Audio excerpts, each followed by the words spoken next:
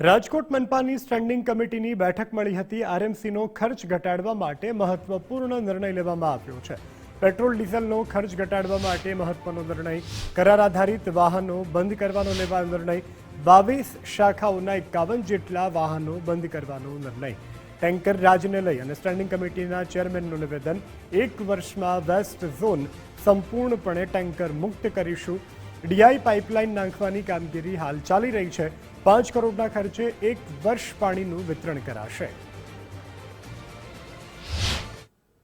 13 દરખાસ્તો હતી, જેમાં કુલ મળીને 17 કરોડ આજુબાજુના વિકાસ કામોની દરખાસ્તો આવેલ હતી।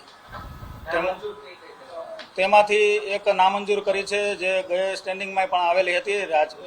રેસકોર્સ રિંગ રોડને ફરતે જે લાઇટિંગની વાત હતી તે અત્યારે હાલ કરકસરને ખર્ચમાં કાપ મૂકવાના હેતુથી એ નામંજૂર કરી છે।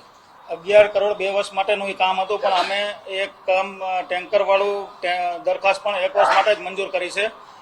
વેસ્ટ ઝોનમાં લગભગ 4 થી 5 મહિનામાં પાણીના ટેન્કર સંપૂર્ણપણે બંધ થઈ જશે। જેમ એનિમલ હોસ્ટેલમાં જ્યાં દબાણવાળી જગ્યાઓ છે એ અમુક જગ્યાએ નોમિનલ ટેન્કર જશે, બાકી લગભગ રાજકોટ કોર્પોરેશનમાં 670 કિલોમીટરની ડીઆઈ પાઇપલાઇનનું કામ પૂર્ણ થઈ ગયેલ છે।